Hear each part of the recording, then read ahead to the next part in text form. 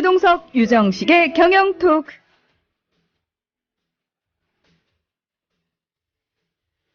매주 월요일 미디어 협동조합 국민TV의 최동석 경영 담당 이사와 인퓨처 컨설팅의 유정식 대표와 함께하는 경영토크 시간입니다. 오늘도 변함없이 두 분 스튜디오에 나와주셨는데요. 안녕하세요. 안녕하세요. 예. 네, 안녕하세요. 유정식입니다. 네, 일주일 동안 잘 지내셨나요? 네, 잘 지냈습니다. 예. 잘 지냈습니다. 이제는 정말 경영토크를 기다리시는 분들이 상당히 많아졌구나. 그리고 어느 정도. 너무 이렇게. 네. 상당히 많지는 않고요. 왜요? 몇 분 계신다는 거는 알고 있습니다. 이사님, 저희가 처음에 왜 경영토크 순위 안 올라간다고 되게 고민했었는데, 이제는 안정적으로 네. 꽤 순위를 차지하고 있어요. 안정적으로 이제 50위권? 60위권? 네, 맞아요. 네. 네. 하여튼 이 경영은 어려운 겁니다. 그래서 사람들이 잘 안 들으려고 그러는데 어쩔 수 없죠. 아니에요. 그래도 많은 분들이요. 경영 이야기를 이렇게 방송에서 또 재밌게 할 수 있구나. 그 부분에 대해서 새롭게 아셨을 뿐만 아니라 이사님 처음 시작하실 때 그 말씀하셨잖아요. 우리나라 경영에 대해서 이 잘못된 편견이 깨지는 그날까지 경영 토크는 쭉 계속될 거다라고 말씀을 하셨기 때문에. 아이고. 예. 감사합니다. 예, 그런 편견이 깨지면 사실 우리가 필요 없지 않나요? 방송이 끝나야죠. 글쎄요. 예. 예. 아마 그래도 이제 들어야 할 분들이 사실 듣고 있지 않은 경우가 많기 때문에 네, 저희가 더 열심히 해야 될 것 같습니다. 오늘은 어떤 주제 가지고 나오셨나요? 예, 오늘은 평등에 관한 주제입니다. 예. 평등. 예, 우리 국민TV가 항상 완벽한 수평구조 이야기를 하지 않습니까? 네.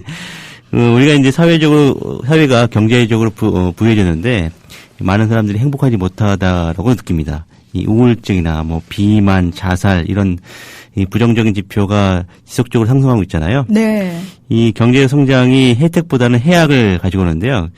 왜 그럴까요? 바로 이 불평등이 그만큼 심화되고 있기 때문이죠. 그러니까 많은 사람들이 경제적으로 성장하면 다 행복해질 거라고 생각을 했는데 오히려 그 반대 현상이 나타났고 그 이면에 불평등이 그만큼 커지고 있기 때문이다라고 네. 말씀을 하시는 거죠. 이 사람들은 그 경제적 사회적 불평등이 오히려 사회를 역동적으로 만드는 그런 동력, 그죠? 그런 발전을 가져오는 동력이라고 잘못 알고 있습니다. 하지만 그렇지 않거든요. 이 경쟁을 통해서 사회가 발전할 수 있다? 상당히 틀린 생각이죠. 오늘은 그 불평등이 우리 사회에 끼치는 해악, 그다음에 그걸 말씀드리고, 그 다음에 구성원들을 갖다가 평등하게 만들수록 이 건강한 삶을 영위할 수 있다. 이 점에 대해서 이야기를 해보겠습니다. 뱃살들이 출렁인다. 젖살들은 흘러내려. 남자들아 명심해라. 배 나오면 끝이다. 바디뷰 입자, 바디뷰 입자. 배 나온 아저씨도 바디뷰 입자, 바디뷰 입자. 젖혀진 총각들도. 잠시만요. 우리 오빠 바디뷰 입고 가실게요. 싱글벙글 웃는 여친. 오빠 짱. 자신감도 수직 상승. 남성 전용 보정 속옷. 입어보자 바디뷰. 살아있는 입는 순간 몸짱이 되는 남자 보정 속옷 바디뷰. 포털 검색창에 바디뷰를 검색해보세요. 구매하실 때 배송 메시지에 국민TV라고 적어주시면 고가의 사은품을 드립니다. 여우처럼 쇼핑하자 폭스마켓. 국내 최저가 판매 나노 금칫솔. 오픈마켓 최저가보다도 더 싸다. 국민의 48%가 살 때까지 단돈 1만 원에 무조건 무료 택배로 드립니다. 치약의 혁명 N47 플라즈마 치약. 기면활성제, 방부제, 사카린을 전혀 사용하지 않았습니다. 일반 치과 판매가보다 무려 70% 저렴하게 드립니다. 국민TV와 함께하는 참 좋은 쇼핑몰 폭스마켓.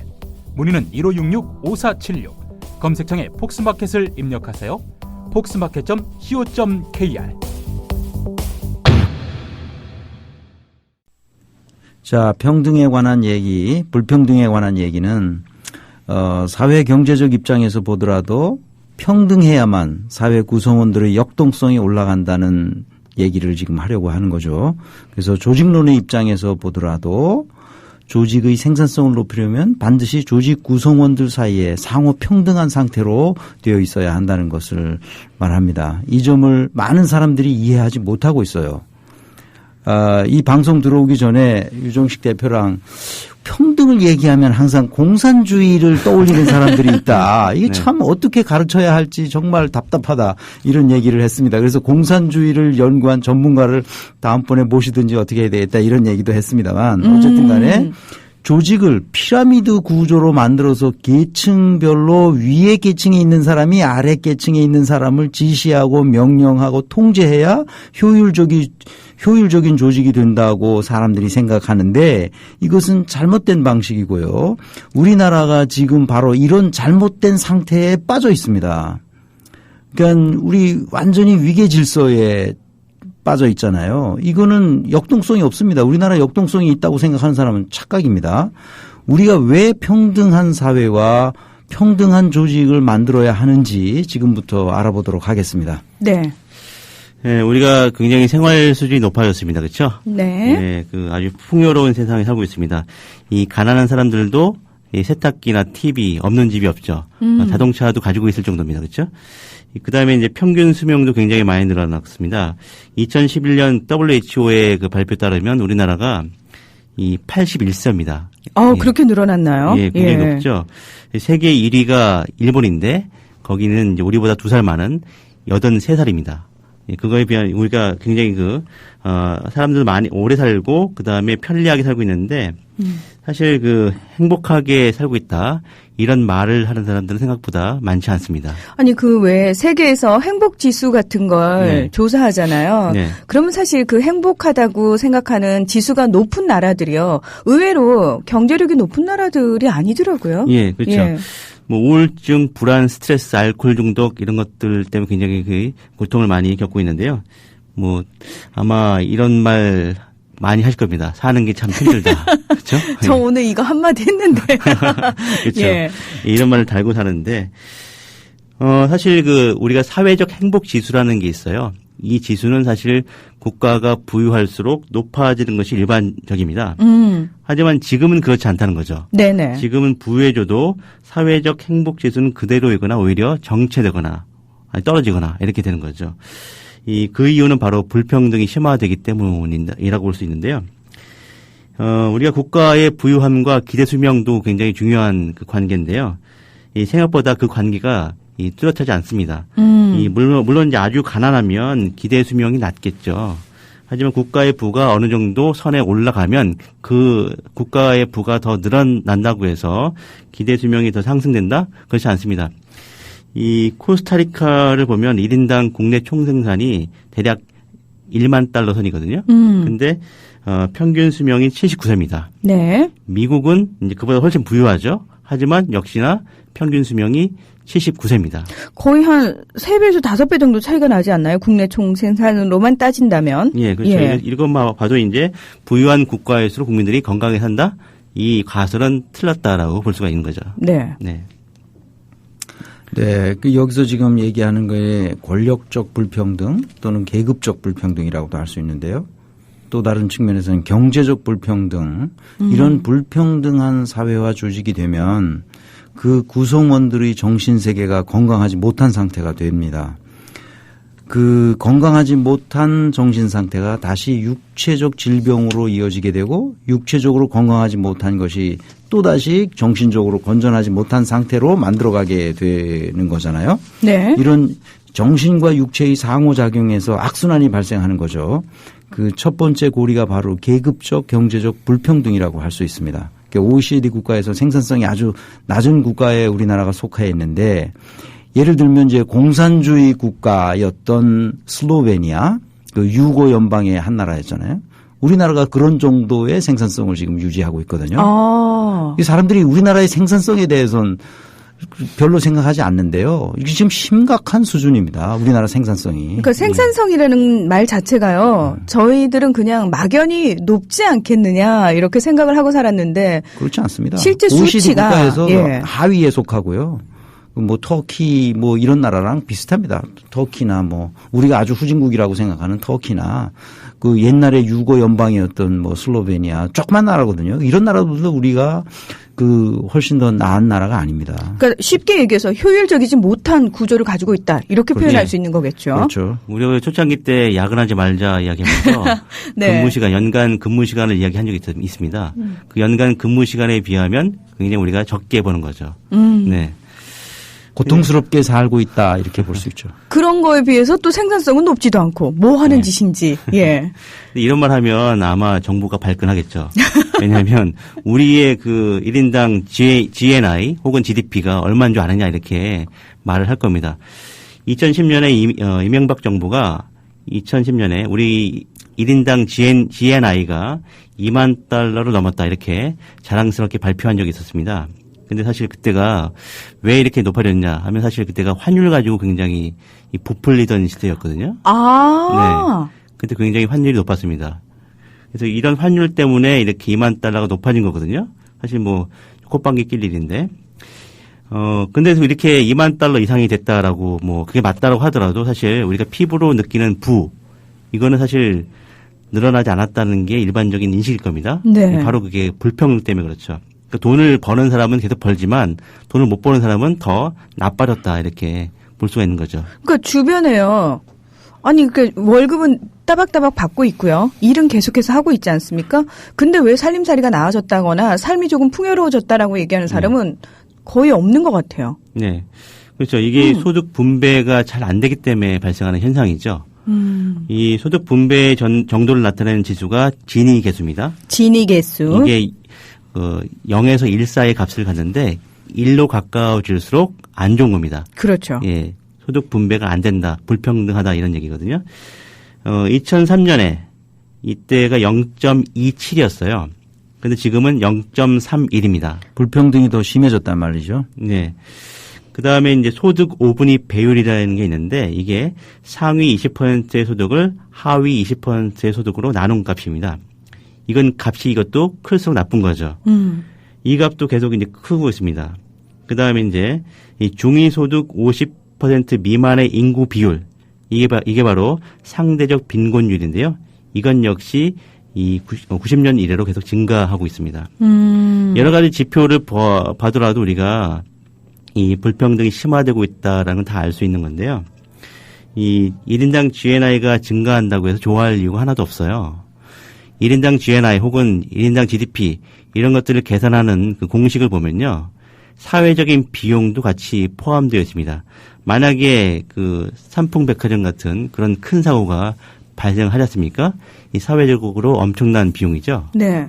그런데 그거에 대한 복구를 하는 데 드는 비용이라든지 그렇죠? 그런 것들이 다 생산으로 잡게 됩니다. 생산 활동에로 들어가는 거죠. 예. 예를 들어서 이런 거예요. 네.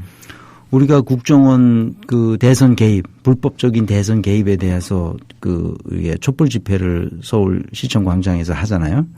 그러면 그 맞불 집회를 하는 데가 있죠. 어버이들, 어르신들 예, 모여가지고 네. 이렇게 뭡니까? 근데 그분들은 자기네들끼리 그냥 집회를 하면 되는데 그거를 우리 광장으로 내놓고 시청 광장에 떠나가게 막 커다란 확성기로 하잖아요. 네. 그게 다 뭐냐? 그게 다 생산 활동으로 잡힌다는 말입니다. 예, 아시겠어요? 그렇죠. 네. 그 경찰들 딱 아주 차벽을 치고 있잖아요. 광장을. 네. 그 값이 다 우리 생산 활동에 긍정적으로 영향을 준다는 거죠. 예. 그게 왜 생산 활동입니까? 4대강 사업 다 그 녹조 라떼로 만들었잖아요. 네. 그게 엄청난 생산 활동으로 다 통계에 잡힌단 말이죠.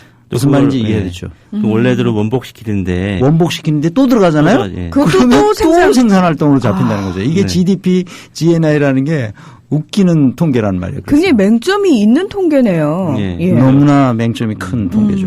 이런 비용들이 모두 소득 생산 이렇게 잡히는 게 사실 허수죠.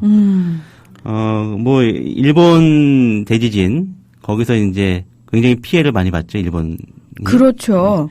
근데 여기서 이제 복구에 드는 비용을 갖다가 생산으로 잡혀진다고 합니다. 그래서 일본 경기가 살아난다 뭐 이런 식의 이 경제 전문가들의 이야기가 또 있었어요. 예. 그래서 그런 사회적인 비용이 결국 경제에 기여한다라 이런 잘못된 시각을 가지고 있는 것이죠. 그러니까 GDP가 많다고 해서 그 나라의 제대로 된 경제력을 반영하는 것은 아니다. 이런 걸 알아야 되고 이제 퀄리티를 굉장히 중시해야 된다. GDP라 하더라도. 그러니까 이제는 수치만 볼 것이 아니라 볼게 도대체 아닙니다. 그 안에 어떤 내용들이 포함되어 있는지를 따져봐야 되는 거군요. 네. 이제 그래서 나온 연구가 있죠. 예. 그 말씀드리기 전에 또 이제 1인당 GNI의 맹점이 또 하나 있는데 보통 이제 1인당 GDP나 1인당 GNI는 이 숫자로 나오는 것들만 산정이 됩니다. 네. 그러니까 우리가 눈으로 확인할 수 있는 수치들이요. 네. 예. 뭐 양육이나 가사노동 이런 사회 결속이나 안녕을 좀 높이는 그런 활동이 있지 않습니까? 네네. 돈으로 계산할 수 없는 활동. 분명히 이런 것들도 생산적인 활동이거든요. 그렇죠. 이런 것들은 잡히지가 않습니다. 그래서 1인당 GNI, 1인당 GDP는 이 국가와 사회의 경제적 어떤 수준 이걸 나타내는 지표로서 적당하지 않죠.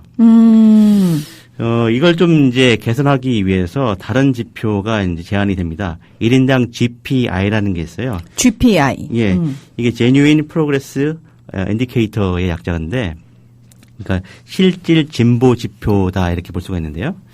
이건 뭐냐면 이제 아까 말씀드린 그런 사고라든지 어떤 그 불필요한 활동들 이런 것들로 발생하는 비용이 있지 않습니까?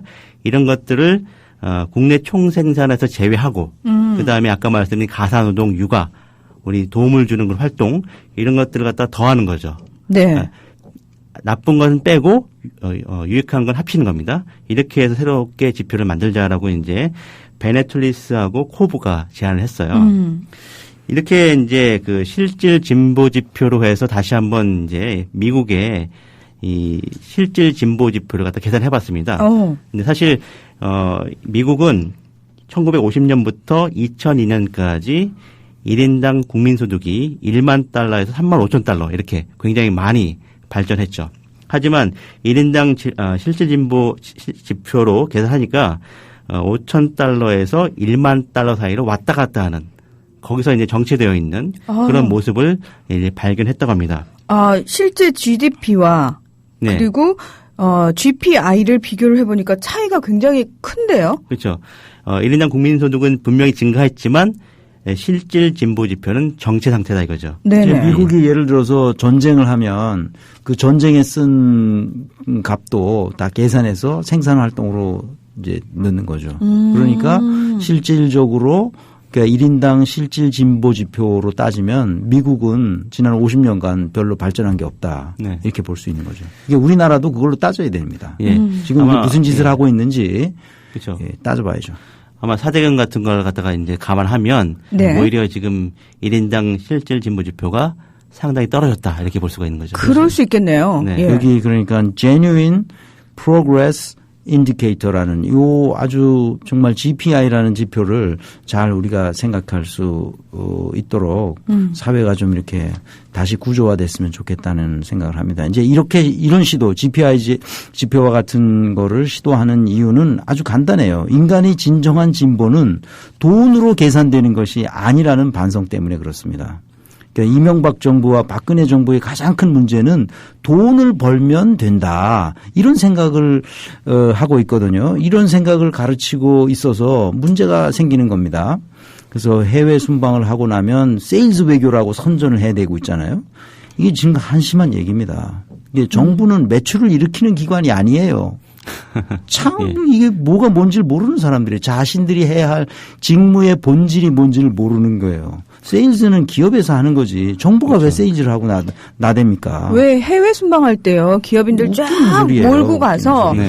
그 나라에 그 기업이 들어갈 수 있게 도와주고. 그러니까 네. 온 국민이 세일즈, 돈 버는 거 이런 게 다 현혹돼 있는 거예요. 돈이 인간을 행복하게 해주는 게 아닌데도 불구하고 그러니까 국민이 행복해지려면 어떻게 해야 되느냐. 정부가 진실해줘야 됩니다. 정부가 정직해줘야 돼요. 그래서 여기는 genuine 해야 된단 말이야.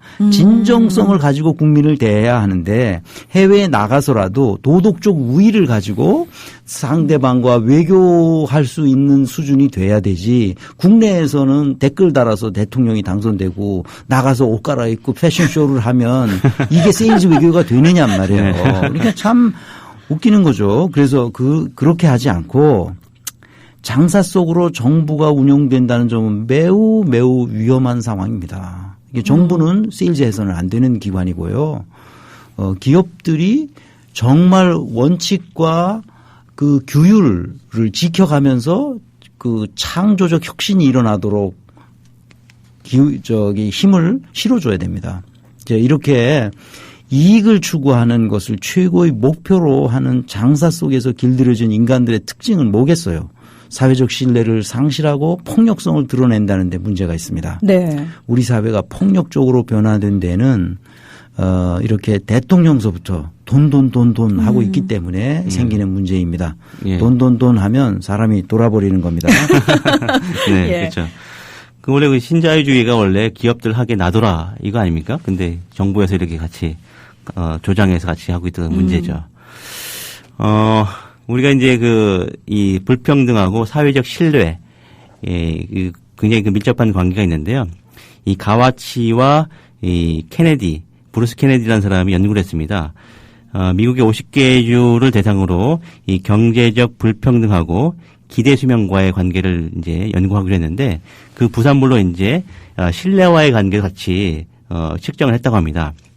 이 소득 격차가 큰 주에 사는 사람들, 뭐 루이지애나나 미시시피, 엘레바마 이런 쪽에 사는 사람들은 기회만 있으면 타인들은 나를 이용할 것이다.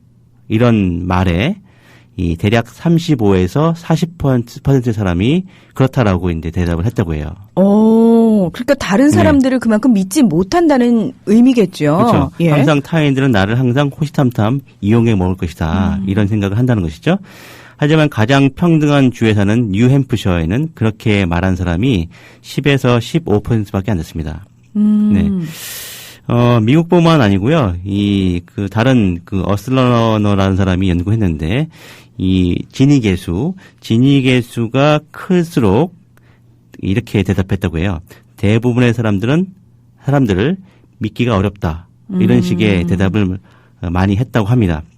그 지니계수가 0.3 정도면 사람들을 믿을 수 있다? 이런 대답이 이 40에서 50밖에는 안 됐다는 거죠. 그러니까 다시 말해서 그 반대로 사람들을 믿을 수 없다가 훨씬 더 큰 비중을 차지하고 있다는 얘기죠. 50에서 60%가 믿을 수 없다라는 대답이겠죠.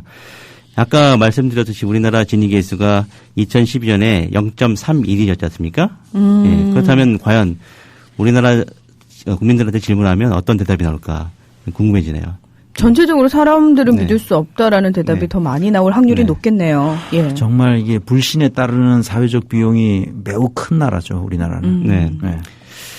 예, 이렇게 좀 이게 불평등은 사회적인 신뢰하고 사회적 관계를 악화시키는데 이게 신뢰가 이제 좀 나빠지게 되면 결국 폭력으로 이어지게 되거든요. 그러니까 좀 전에 최 이사님께서 불신에 따른 사회적 비용이 크다라고 표현을 하셨는데 다시 말해서 그만큼 서로를 믿지 못하게 되면은 사회적으로 좀 안정성이 떨어지게 되고 그런 것들을 또 확보하기 위해서 여러 가지들을 감수하면서 살아야 되고 비용도 그만큼 더 많이 들어가게 된다. 이런 의미가 되겠죠. 그렇죠. 한 가지 예를 들면 이런 거예요. 그때 어떤 정미용 씨라는 분이 있잖아요. 예. 네. 우리 협동조합을 막 깠잖아요. 우리 까고 뭐 서울시에서 뭐 80%를 지원해. 우리 뭐 출자금의 80% 지원했다는 등 이런 헛소리를 막 하잖아요. 근데 박원순 시장님 저희 조합원이세요? 아니세요? 저는 그것도 잘 모르겠어요. 조합원도 아니고요. 우리 창립총회에 우리가 그렇게 오시라고 그렇게 초대를 했는데도 안 오셨어요. 이런 너무 무심하신 거 아닙니까? 아니 이제 바쁘시니까 뭐 충분히 그건 이해가 되지만 정미용 씨 같은 사람은 그렇게 사실과 다른 것을 자기 트윗에서 날려가지고 그 변희재 씨인가? 난 그 사람은 잘 모르겠는데 하여튼 그런 사람들하고 이렇게 서로 이렇게 입을 맞춰가지고 80% 출자금을 뭐 지원했대나 어쩐대나 이런 소리를 하고 이런 게 결국은 뭐냐면 사회적 신뢰를 떨어뜨리는 거고 그렇죠. 불신 사회를 만드는 거거든요. 사실에 근거하지 않은 이런 헛소리를 하는 것이. 그런데 여기서 제가 지적하고 싶은 거는 그럼 우리 조합원들은 그 사정을 아니까 우리 그 조합에서 경영진이 어떤 소송을 해서 본때를 보여줘야 된다. 이런 요구가 많이 있어요. 네. 자, 그럼 사회적 비용이라는 게 뭐냐. 단순히 이렇게 불신해서 오는 사회적 비용이라는 이게 뭔 의미인지 몰라요. 그 소송을 하려면요. 그 변호사를 이제 의뢰해가지고 거기에 나가서 계속 그거 신경을 써야 된단 말입니다. 그 우리가 그럴 시간이 어디 있어요. 아무도 지금 그런 시간을 낼 수 있는 임직원 한 사람도 없단 말입니다. 그러니까 소송을 못 하는 거예요. 그러니까 사람들이 그게 우리가 소송을 안 하고 그냥 있으니까 사람들이 그런가 보다. 그 지원을 받았네. 우리가 아무 소리 안 하고 있으니 이렇게 한단 말이에요. 이런 것이 사회적 비용으로 어마어마하게 크게 확산되어 나간다는 거죠. 그러니까 신뢰가 얼마나 중요한 건가 하는 거를 다시 한번 이런 사건을 통해서도 확인할 수 있죠. 예, 그런 헛소리에 대해서 기자들이 쓰지 않습니까? 네. 그럼 그걸로 통해서 이제 신문 팔고 해서 매출이 발생하겠죠. 그렇죠. 그게 이제 생산으로 잡히겠네요. 생산으로 그러면 GDP가 또 올라가겠네요. 네, 그렇죠. 그러게요. 네, 네. 네. 이렇게 이제 그 사회적 관계가 악화되는 게 이 불평등 때문인데 이 대표적인 예가 이 살인율이죠. 이 우리나라에는 이제 불평등하고 살인율 관계에 이 연관계 없어서 모르겠는데 미국과 캐나다 사례가 있습니다. 가장 불평등한 주에 사는 사람들은 1년에 이 살인 사건으로 죽는 사람이 150명 이상인데요. 가장 평등한 주에 사는 사람들은 그 수가 10명밖에는 안 됐습니다. 이 적대감도 마찬가지인데 이 불평등할수록 다른 사람에 대한 적대감도 크고요. 그다음에 이제 이방인을 덜 도와줍니다. 더 많이 싸우고 그다음에 취약계층, 소수자들 이런 사람들에 대한 편견이 더 심하다고 합니다. 그래서 이처럼 그 불평등한 사회가 되면 이 갈등적인 인간관계가 더 많이 이 발생을 하는 거죠. 요즘에 이제 제가 사는 곳에도 그 인근에서 그 묻지마 살인이 발생했는데요. 아마 다들 아실 겁니다. 육교위에서 여고생이 죽는 사건이 발생했는데 이것도 사실 이제 따지고 보면 불평등이 심화되고 있다라는 하나의 신호가 아닌가 이렇게 볼 수가 있습니다. 네, 지금 댓글 하나만 읽어드릴게요. 우리 백마고지님 차 옆에 타고 오는데 지금 97.7 라디오에서 새마을운동의 세계화에 관해 떠들고 있네요. 세계화가 가능하고 확신하면서 신났는데요. 서지원 기자라네요. 예. 참 나왔네. 이게 세상이 거꾸로 가는 거죠. 이 새마을운동이라는 게 얼마나 농촌에 그러니까 농민들에게 정말 하려면 우리 김성훈 이사장님 늘 얘기지만 그 농민을 살리는 방식이 있잖아요. 그거는 농민들에게 맡겨서 그걸 해야 되는데 거기를 돈을 쏟아붓고 지원해주고 뭐 이래가지고 어떻게 돈 쏟아부어서 돈 놓고 돈 먹게 하는 방식으로 농촌을 만들어 버렸단 말이에요. 그러니까 이게 사람이 돈에 한번 신경이 쓰이기 시작하면 일이 안 되는 겁니다. 그래서 기업에서 왜 직원들에게 주식 투자하지 못하도록 하는 이유가 그 돈이 바로 옆에서 막 왔다 갔다 하잖아요. 그럼 일이 되겠어요? 일이 안 되는 거거든요. 그러니까 소위 말해서 그런 식으로 하도록 한 거예요. 내가 땀 흘리지 않아도요. 시간 투자해서 노력하지 않아도 한꺼번에 떼돈을 벌 수 있고 그런 요행이 가능해진다라고 그러면 누가 성실하게 자기 자리에서 자기 몫을 해내겠습니까? 아니 이런 새마을운동을 세계화한다는 거는 오늘 주제와는 크게 관련이 없지만 여기 지금 댓글이 올라와가지고 하도 황당무계해가지고 부끄럽습니다. 부끄럽죠 정말. 예. 이건 다른 얘기인데 우리가 댓글이 별로 없다, 반응이 없다 그러니까 많이 올려주시네요. 예. 우리가 불평등이 심화되면 사회적 지위도 굉장히 내가 굉장히 낮게 느껴지게 될 수밖에 없거든요. 근데 이렇게 본인이 어떤 사회적 지위가 낮다라고 생각을 할수록 이 질병이 걸릴 가능성이 높다라고 합니다. 일종의 사회적 불평등이 가져다주는 폐해죠. 예, 스트레스가 굉장히 심하기 때문에 그런데 보통 이건 뭐 약간 다른 이야기지만 아마 이제 불평등이 심화되면 어떤 일이 벌어진지 알 수 있는 사례 중에 하나인데요. 이 런던의 공무원들 1만 7천 명을 대상으로 조사를 했는데요. 이 말단 공무원이 심장병으로 사망하는 비율이 이 고위 관료들보다 4배가량 높다라고 합니다. 예. 그 다음에 심장병뿐만 아니라 다른 사망 원인까지 포함을 하면 이 3배나 더 높았다고 하더라고요. 이거는 일이 너무 많아서 그런 거 아닙니까? 예. 뭐 흡연, 운동, 식습관, 그 다음에 업무량 같은 걸 다 이제 제외하고 봐도 그렇게 나온다고 해요.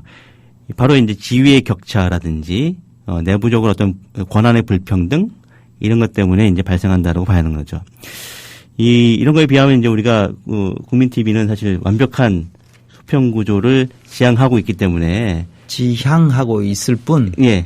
아직 우리가 예. 우리 임직원 교육 훈련을 충분히 더 해야 네. 됩니다. 예. 아직은 뭐 주식회사에서 계속 사시던 분들이 많아서요. 예. 그렇죠. 이런 완벽한 수평 구조를 만드는 것은 임직원들의 건강을 위해서도 좋은 겁니다. 예. 예. 반드시 해야 되죠. 아마도 이제 이렇게 사회적 지위가 낮은 사람들의 사망률이 높은 것은요. 이 스트레스 그걸로 인한 이제 호르몬이 있는데 이 코르티솔이라는 이제 호르몬이 있어요. 이 스웨덴의 린세핑하고 리투아니아의 빌뉴스 이 두 지역을 나눠서 조사를 해봤습니다. 각각 사람들이 이 가지고 있는 코르티솔의 수치를 측정했어요. 했더니만 이제 이 리투아니아의 빌뉴스에 사는 사람들이 더 그 수치가 높았습니다. 이것이 사실 심장 질환 발생이 4배나 차이가 난다는 그 이유를 설명해 준다고 하더라고요.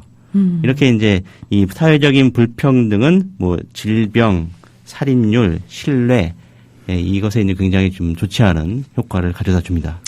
그래서 이제 그렇다면 불평등이 이런 문제를 야기한다면 우리는 평등한 사회를 꿈꿔야 되고 평등한 사회로 나아가야 됩니다. 이게 구조적인 문제이기도 한데요.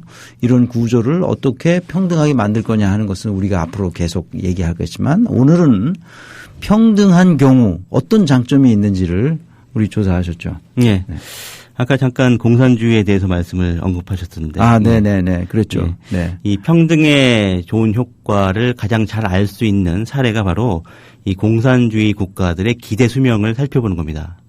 공산주의 국가들이 기대 수명이 높았던 모양이죠. 네. 네. 사실 근데요, 저희가 네. 공산주의 하면은 네. 일단 우리나라에서는 제일 먼저 떠올리는 국가가 혹시 북한이신 분들한테 분명히 말씀드리지만 공산주의 국가가 아니고 거기는 독재 국가입니다.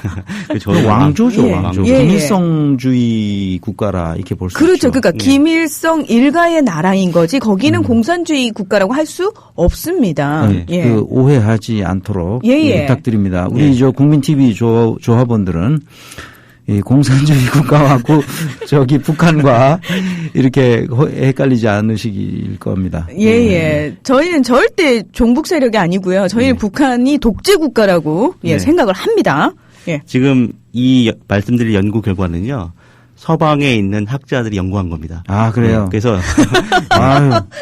오히려 이제 중립적인 입장에서 바라볼 수 있는 거고요. 네.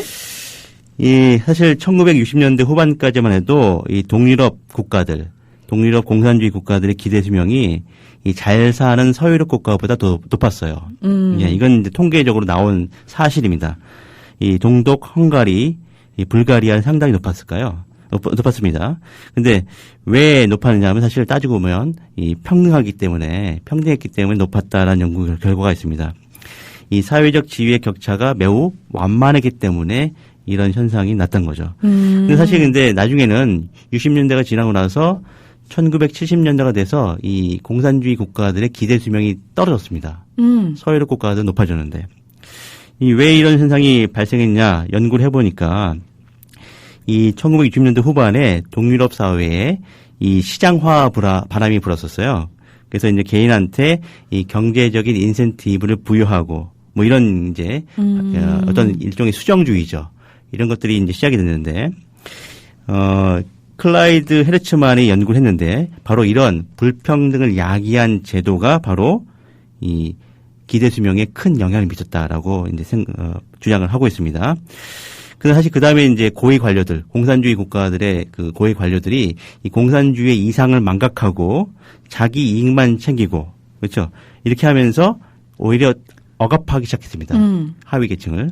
이렇게 해서 이제 불평등이 심화됐고 이에 따라서 이제 공공성이 취약해지는 바람에 기대 수명이 낮아졌다 이렇게 이야기를 하고 있습니다. 근데 한 가지 이제 그 대비되는 사례가 있습니다. 이 알바니아거든요. 이 같은 시기에 알바니아는 기대 수명이 오히려 높아졌어요. 왜냐하면 알바니아는 소련이 주도했던 그 수정주의, 이 경제적 인센티브를 도입하는 그런 수정주의를 갖다가 거부하고요. 중국의 모택동주의를 따랐습니다. 그래서 이제 원래대로 자기의 어떤 그 정치 이념대로 유지했던 거죠. 그래서 이제 알바니아가 기대 수명이 더 높았다 이렇게 이야기가 되고 있습니다. 좀 다시 말씀드리지만 우리가 공산주의를 찬양하려는 게 아니고요. 이 평등이 어떻게 좋은 효과를 가져다 주는지 그것을 먼저 사례를 말씀드리려고 하는 겁니다. 네. 그래서 공산주의 얘기가 자꾸 나와서 잠깐 말씀을 드리면 오해하지 않도록 말씀드리면 공산주의는 기본적으로 그 사상적 그 출발은 그 마르크시즘에서 출발한 것이잖아요. 그래서 공산당 선언에서 이렇게 우리가 볼 수 있듯이. 그런데 그것이 이제 소련으로 넘어가서 레닌이 이제 구체적으로 어떻게 하겠다 이렇게 얘기를 했단 말입니다. 근데 당시 정치국원이었던 레닌이 그 오히려 일찍 죽는 바람에 그 몇 명이었던 정치국원 중에 한 명이 이제 그 트로츠키도 있었고 스탈린도 있었는데 제가 정확하게 연도는 기억 안 나지만 그 스탈린이 이제 트로츠키를 제치고 정권을 헤게모니를 잡고 나서 아주 철권 통치를 했잖아요. 그래서 트로츠키 같은 위대한 사상가들을 다 죽이고. 그렇죠. 그래서 그다음에 이제 스탈린이 공산주의는 소련이 했던 스탈린 공산주의는 공산주의 이념과 상관이 없는 겁니다. 이게 공산주의가 아닌 거예요. 사람들이 착각하고 있다고. 공산주의란 이름을 붙이고 스탈린이 한 짓은 뭐냐. 계급적 통제였거든요. 그러니까 자율성이 배제된 그 인민들의 자율성을 제거하고 그 계급적 통제를 통해서 했던 건데 그건 공산주의 이념하고 상관이 없는 겁니다. 예, 맞아요. 그래서 사람들이 공산주의는 스탈린에 의해서 넘어온 것만 생각하고 있는데 그렇지 않단 말입니다. 그래서 스탈린이 다 말아먹은 거예요. 나라를. 그런데 그에 이제 스탈린이 죽고 나서 후르시초프가 그 후에 조금 지나서 이제 자기 헤게모니를 잡고 나서 어떻게 살려보려고 그때가 이제 60년대일 겁니다. 그 60년대 지금 동구권에서도 그 인센티브 시스템을 도입했다 했잖아요. 그때 쓰러져 가는 이 소련을 어떻게 살려보려고 후르시초프가 그런 짓을 했단 말이에요. 그래서 어떻게 됐어요? 오히려 기대 수명도 줄어들고 나라 전체는 힘들어져 가는 거죠. 다시 이렇게 세우기가 어려운 거죠. 자율성이 한번 이렇게 제고되고 나면 한 인간에게서 자율성이 제고되고 나면 그 쇼생크 탈출이라는 영화에서 보듯이 그 평생 그 감옥에 있던 사람이 자율적인 세계, 자유를 맛보아도 자유를 누릴 수가 없는 세계가 되잖아요. 그 소련이 그렇게 된 거예요. 그러니까 자율성이 훼손되고 나면 그 인민들이 자기 스스로 자율적이고 창의적인 인간으로 거듭나기 어렵단 말이에요. 이게 몇 세대가 거쳐야 될 거라고 나는 생각해요. 그래서 그런 공산주의를 잘못 여러분들이 이해해서 우리가 지금 얘기하는 평등한 수평구조 이런 걸 얘기할 때마다 공산주의를 떠올리는 것은 완전히 잘못된 떠올림이에요. 그러니까 헷갈리시지 말라고 다시 한번 말씀드리는데요.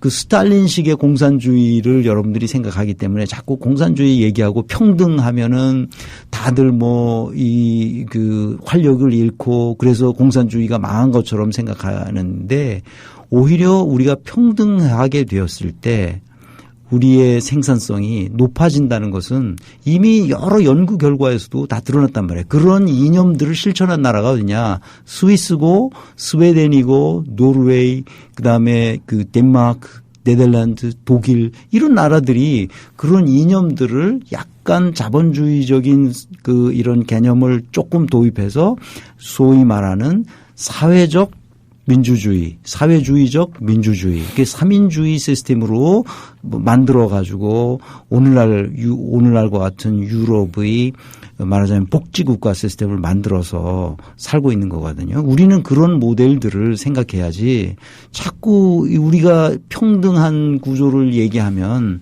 공산주의 하자는 얘기냐 이런 식으로 스탈린이 생각했던 그런 방식으로 잘못 이해하시면 이거는 안 된다 하는 것을 다시 한번 여러분들에게 말씀을 드립니다.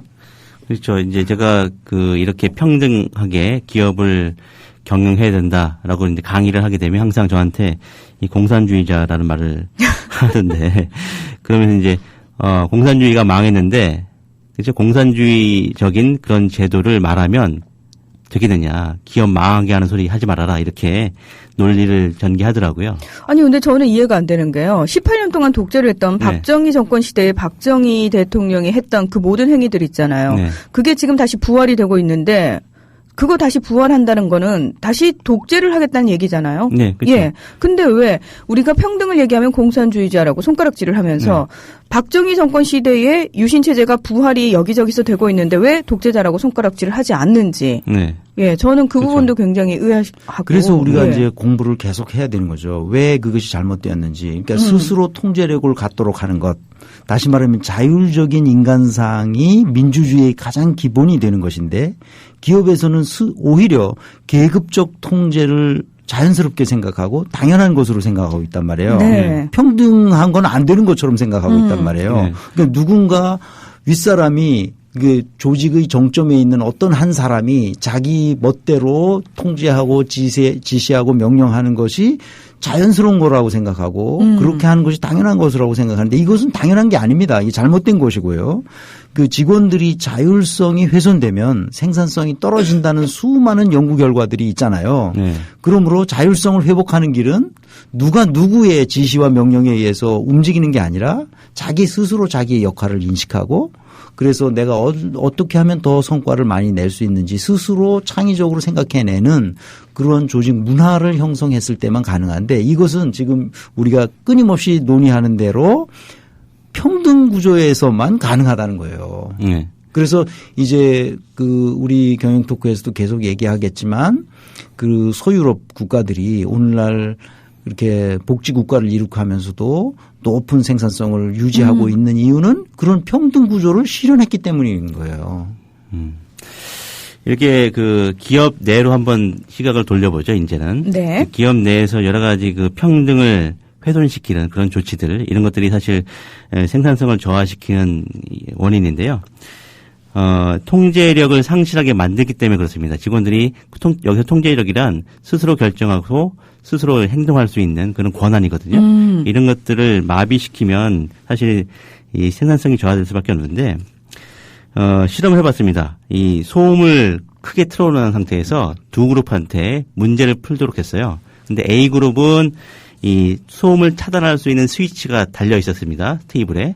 B 그룹은 그런 스위치가 아예 없이 문제를 풀어야 했어요. 아, 그러니까 지금 소음을 네. 얼마든지 차단할 수 있는 자율성이 주어진 그룹과 네. 아예 그거 자체가 박탈된 그룹을 그렇죠. 비교를 한 거죠. 소음을 이제 계속 틀어놓은 상태에서 문제를 풀겠는데요. 이 스위치가 달린, 없앨 수 있는 그 스위치가 달린 그룹의 사람들이 더 많이 문제를 풀었다고 합니다. 근데 재밌는 건 뭐냐면 실제로 소음을 별로 차단하지 않았어요. 그냥 소음이 들린 상태에서 문제를 풀었습니다. 그 사람들도. 뭐 차단 스위치가 있다고 해서 계속 그걸 누른 상태에서 푼게 아니라. 예. 한 번밖에 사용하지 않았다고 해요. 그럼에도 불구하고 내가 이 스위치를 통해서 이 소음을 차단할 수 있다라는 생각 때문에 문제를 더 많이 풀었다는 거죠. 그러니까 뭐 문제 풀면서 이게 영 거슬리면 뭐 그냥 내가 이거 누르면 되지. 라고 그냥 생각을 했을 때. 네. 이렇게 권한의 불평등은 이 통제력을 상실하게 만들고 이 통제력의 상실은 이제 직원들 지적 능력에도 굉장히 나쁜 영향을 미칩니다. 그러니까 자율성이 사라지면 머리도 나빠진다는 거예요. 이해돼요? 왜냐하면은요, 그 부분까지 내가 생각할 필요가 없어지거든요. 그렇죠. 예, 그러니까 점점 시키는 대로 하면 돼요. 시키는 대로만 하면 되니까. 시키는 대로 하면 예. 그러니까 이게 기계적 인간이 되는 거고 창의성은 사라지는 거죠. 근데 머리가 나빠지는 겁니다. 되게 무섭네요. 무섭죠, 얘기 듣다 보니까. 이게. 그러니까 우리나라가 점점 이상한 데로 가고 있는 거예요. 위에서 아래로 계속 통제하잖아요. 그 저희가 왜 하는 얘기가요. 공무원 시험, 소위 말해서 행정고시라고 표현을 하고 사법고시라고 표현을 하고 정말 똑똑하다는 사람들이 그 고시를 통과해서 들어가는데 말도 안 되는 상황들이 계속 벌어지는 거에 대해서 이상하다. 왜 똑똑한 사람들이 모였는데 저런 말도 안 되는 상황이 자꾸 벌어질까? 알고 봤더니 자율성이 많이 없는 조직이 있군요, 거기가. 그렇죠. 그러니까 특히 이제 검찰 조직 보시면 아시겠지만 지금 검사들이 하는 꼬라지를 봐요. 지금 어떻게 되겠어요, 앞으로? 뻔한 거잖아요. 그러니까 거기에 권은희 과장이나 윤석열 검사 같은 이런 사람들이 이제 여러 나와야 되는데 당연히 여러 나와야지. 그 우리 소유롭 국가라면 뭐 여러 나오고도 남죠. 근데 지금 많이 안 나오는 이유는 그 사람들이 고시를 봐서 그러니까 머리로 시험은 잘 보실 수 있을지 모르지만 정말 사회 정의를 생각하고 정말 우리 사회가 어느 방향으로 가야 되는지를 생각하는 그런 사람들은 아주 드문 거죠. 근데 뭐 그 조직 문화가 그렇게 머리를 나쁘게 만들었을 수도 더 아니, 있겠네요. 머리 나쁜 거하고는 상관없이 네. 정의감이 부족한 사람들이죠. 그러니까 정의감이 부족한 데다가 더더욱 그 자율성이 그렇죠. 없어지니까. 예, 그렇죠. 자, 그래서 시간이 많이 지나서 우리가 빨리빨리 좀 살펴보겠습니다. 이제 우리가 살펴보려고 하는 것은 기업에서 통제력을 빼앗아서 자율성을 훼손하는 사례는 아주 많죠. 우리가 늘 경험하는 겁니다. 그것의 대표적인 두 가지를 여러분들에게 소개할 건데요. 하나는 승진이라는 당근이고 다른 하나는 성과급이라는 당근입니다. 이 두 가지 당근, 승진과 성과급이라는 당근이 어떤 식으로 불평등을 조장하는지 한번 살펴보시겠습니다. 네. 기업에서는 이제 뭐 이런 직위의 차이로 불평등을 조장을 하지만 이런 성과급을 통해서 또 눈에 안 보이는 그런 지위 차이를 불평등을 야기를 합니다. 그렇게 해야만 사람들이 더 열심히 일할 것이다라고 가정을 하는 거죠. 그렇게 말하면서 이제 누구나 일을 잘하면 돈을 많이 받을 수 있다. 그러니까 기회의 평등이다. 이런 말로 좀 교묘하게 포장을 합니다. 그렇죠? 아시겠지만 이제 뭐 남들보다 덜 받는 사람은 상대적 박탈감 있고요. 그다음에 이제 더 받는 사람도 더 받고 싶은 욕망. 그게 돈의 이제 노예가 돼 가지고 더 받아야겠다. 왜 이렇게 돈이 적냐? 이렇게 투덜거리기 일 수 있겠죠. 아, 그러니까 성과급을 받아도 네. 불만이고 네. 받지 않으면 더 불만이고. 예. 그렇죠. 이렇게 돈에 대해서 노예를 만들어 버리는 거죠. 예. 그래서 서로 약간 협력을 하지 않고 서로 약간 질시를 하는 그런 상태로 몰고 가는 것이 되겠습니다. 네, 승진도 중요한 당근으로 치지만 더 요새 중요하게 치는 게 그 성과급이라는 당근인데요. 이 성과급이라는 당근이 얼마나 큰 문제를 일으키느냐면 우리나라 교육계를 보면 됩니다. 이게 성과급 제도가 굉장히 큰 폐해를 가지고 있죠. 교육의 성과라는 게 1년을 가지고 평가할 수 있는 게 아니잖아요. 그런데 교장이 교사를 1년마다 평가하고 학부모가 교사를 또 평가하니까 어떤 문제가 생기느냐 하면 교사들은 평가를 잘 받기 위해서 교장과 학부모에게 잘 보이는 방법으로 학생들을 가르치고 끝입니다. 그 평가하는 방식이 있거든요. 그러니까 서로 경쟁적으로 교장에게 잘 보이기 위해서 일하는 소극적인 인간으로 교사들이 다 변해버린 거죠. 스승으로서 학생들이 인성과 지적 성장을 해가는 모습을 보면서 즐거워하는 교사들은 교육계에서 거의 사라지고 그냥 직장인으로서 시키면 시키는 대로 하라. 그러는 대로 그냥 하고 마는 그런 분위기로 교육계가 바뀌었단 말입니다. 네. 교육에 관한 전문가로서의 자율성은 사라지고 성과급을 더 받기 위해 일하는 그냥 그런 직장인의 하나로 바뀌고 만 것이죠. 이것이 아주 비참해진 것입니다. 우리 교육계가. 네. 아까 이제 기업에서 이제 적용하고 있는 성과급 제도 이런 것이 사실 오히려 사람들의 돈에 노예가 되도록 만든다고 말씀드렸지 않습니까? 네. 그렇게 성과급 제도가 일반화되면서 사람들이 오히려 희망하는 소득이 급상승했다고 합니다. 예. 줄리엣 쇼의 연구에 따르면요. 이 80년대와 90년대 소득 격차가 이제 확대가 됐거든요. 그때 불평등이 심화가 됐습니다. 이때 희망 소득도 빠르게 상승을 했다고 해요. 2배나 상승했습니다. 10년 만에. 왜 그럴까요?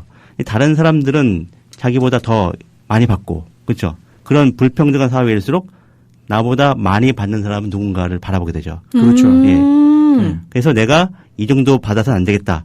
저만큼 받아야겠다. 이렇게 생각을 하게 된다는 거죠. 그러니까 다시 말해서 본인이 내가 살아가기 위해서 이 정도가 필요하고 이거보다 좀 더 많이 받으면 좋겠다라는 구체적인 액수의 문제가 아니라 네. 무조건 다른 사람보다는 좀 많이 벌고 싶다. 네. 그렇죠. 소득에 대한 만족감은요. 절대적인 그 기준이 없습니다. 항상 다른 사람보다 많이 받기를 원하는 거죠. 예. 존 스튜어트 밀이 명언을 남겼습니다. 이 사람들은 부자가 되기를 바라는 게 아니라 다른 사람보다 부유해지기를 소망할 뿐이다. 이렇게 말을 했습니다. 그게 아주 중요한 말이죠. 예. 그래서요. 그래서 돈으로 뭐를 평가하는 방식은 인간을 가장 치사하게 만드는 방식입니다. 네. 그래서 돈과 상관없이 자기 일에 만족하니까 결과적으로 나한테 돈이 돌아온다. 돈을 잊어버리게 만들어야 되는데 그렇죠. 사회 전체가 돈 하게 만들어버렸단 말이에요. 대통령도 세일즈하고 다니잖아. 이게 무슨 짓을 하고 있는 거예요 지금. 그래서 우리 미디어 협동조합에는 돈과 상관없도록 만들려고 하는 겁니다. 그래서 딱 정해져 있어요. 네, 저희는 연봉으로 없습니다. 딱 정해져 있습니다. 그걸로 끝. 네. 더 이상 돈에 대해서 신경을 끊으시오. 그리고 당신이 하고 싶은 대로 창의성을 발휘해서 일을 하면 되는 겁니다. 네. 그래서 일을 잘 못한 사람이 있고 잘한 사람이 있잖아요. 그러면 잘한 사람에게 조금 뭔가라도 더 줘야 될 거 아니야? 인센티브를? 아유, 없습니다. 이렇게 생각하는 게 우리 사회에 아주 팽배해 있는데 그런 생각을 하는 것 자체가 잘못되었다는 이유를 제가 설명드리려고 그래요. 예, 그 시간이 되나? 저희가 일을 할 때요. 사실 그런 생각 자체가 들어올 틈이 없을 정도로 그냥 일을 합니다. 예. 뭐 진짜 그런지 어쩐지 모르겠지만 잠시만. 그 중요한 거는 뭐냐면 일을 잘해서 높은 성과를 내는 유능한 사람, 탁월한 사람은 일을 못해서 비리비리 되는 평범한 사람을 도와줘야 네. 돼요. 서로 그것이 협력하고 그것이 협동조합의 정신입니다. 내가 일을 잘하니까 뽐내고 가오잡고 이렇게 하는 것은 협동조합에 어울리는 게 아니에요. 네.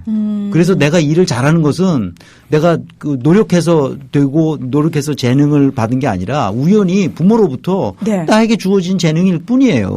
그래서 그거를 잘 활용해서 다른 사람에게 이렇게 그 도와주는데 쓸 수 있도록 그렇게 해야 된단 말이죠. 네. 그 문희정 아나운서도 그 이제 그 아나운싱 잘한다고 뽐내지 말고 좀 못하는 그렇게 후배 아나운서들을 잘 다독거려서 잘 가르쳐주고 이렇게 이끌고 도와주고 그래야 됩니다. 저에게 뽐낼 시간적 여유를 좀 주십시오. 정말 뽐내보고 싶습니다. 예. 예. 마무리를 해야 되겠죠, 이제? 이 불평등을 이제 줄여야 된다, 이렇게 다들 인식을 할 텐데, 그렇게 하려면, 그냥 답은 간단합니다. 이 불평등 구조를 없애야 되는 거죠. 기업들도 앞장서서 이 성과급 차등 이런 제도를 없애야 됩니다. 그 다음에 이제 종업원 지주제, 그런 걸 도입을 해서 어떤 벌어들인 부가 공평하게 분배될 수 있도록 하는 그렇게 체계를 갖춰야 되고요. 이 종업원 지주제를 갖다가 종업원 협동조합 이런 체계로 차차 발전할 수도 있겠죠. 그 다음에 최고 경영자가 수십 배, 수백 배 이렇게 받는 관행도 철폐를 해야 되고요. 그 다음에 소득 격차가 당연하다. 이렇게 생각하는 그런 인식도 버려야 되겠죠. 그러니까 우리가 자본주의 사회에 사니까 어쩔 수 없는 부분 아니야? 라고 사실 좀 일단 접고 들어가는 부분들이 이 부분이었거든요. 네. 그 다음에 이제 요즘에 박근혜 정부가 새마을운동하면서 국민 총화 단결 이런 걸 굉장히 꿈꾸는 모양인데요. 네. 좋습니다. 그거 나쁜 건 아니죠. 하지만 그렇게 하려면요. 일단 불평등부터 좀 해소를 시켜주세요. 왜냐하면 불평등을 해소해야만 사람들이 신뢰하고 협력하고 이런 문화가 만들어지는 거거든요. 네. 이런 구호만 외친다고 되는 게 절대로 아닙니다. 여기서 댓글 하나 고흐님이 쓰신 건데요. 동네 어르신들이 이렇게 말합니다. 그땐 어려웠어도 사람들 사이에 정이 있었는데 어떻게 이해해야 할지 모르겠네요. 옛날 동네에 가면 전부 그랬잖아요. 네. 이렇게 우리 함께 공동체 정신이 있었단 말이에요. 진짜 그게 강했죠. 저희 어렸을 때만 해도요. 예. 그런데 지금 공동체 정신은 사라지고 각자 자기 이익만을 위해서 다른 사람에게 이게 배려하지 않는 그런 사회로 점점 가고 있단 말이에요. 그러니까 불신 사회가 점점 되고 있는 거죠. 이런 사회적 비용이 늘어나죠. 그 사회적 비용을 늘기 위해서 경찰력을 동원해야 되는 문제가 그렇죠. 있고 사법제도를 더 늘려야 하는 문제가 있단 말이에요. 이런 것이 더 큰 문제를 일으킨단 말이에요. 오히려 그렇게 하지 않고 우리 스스로 신뢰하고 배려하고 다른 사람을 돕고 자원봉사하고 제가 계속 우리 조합원들에게 자원봉사 하시라. 우리가 여기 와서 할 때 일손이 부족하니 와서 우리를 도우라. 제가 자꾸 말씀드리는 건 그런 거예요.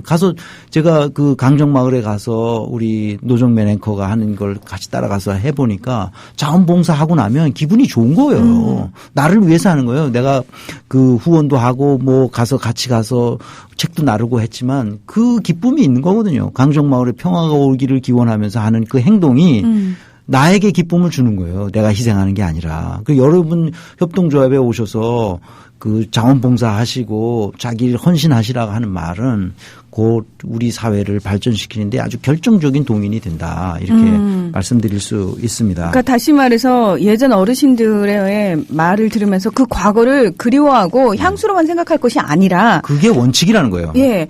우리 스스로가 지금 조금씩 그렇게 변화시키면 되는 겁니다. 됩니다. 예. 되죠. 이게 협동조합이 그래서 멋있는 거고요. 미래 우리 21세기 한국의 희망이 될 수 있습니다. 예, 박근혜 정부가 이제 새마을 운동 하고 싶으면요, 이 불평등을 좀 없애고 공동체를 만드는 방향으로 그렇죠. 좀 가는 게 좋을 것 같고요. 신자유주의 정책을 좀 폐기를 만약에 해서 불평등을 좀 해소를 시킨다면 아마 이 박근혜 정부가 위대한 정부로 남을 수 있을 거라고 제가 좀 충고를 좀 드리겠습니다. 네. 우리나라가 선진국이 되려면 지금 우리가 논의한 대로 불평등을 줄여야 합니다. 그렇게 하려면 불평등을 줄일 수 있는 모든 제도적 장치들을 이제 마련해야 되겠죠. 네. 그래서 성과급 제도를 포함한 급여제도, 특히 계층 구조의 사다리를 타고 올라가는 승진제도, 일단 승진하면 자신의 모든 것을 먹어버리는 잘못된 구조를 근본적으로 혁신해야 합니다. 인사 조직이 근본적으로 혁신되도록 해야 할 것입니다.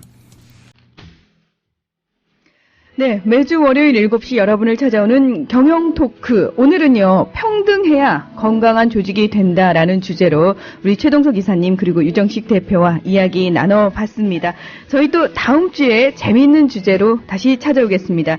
두 분 오늘 고맙습니다. 감사합니다. 고맙습니다.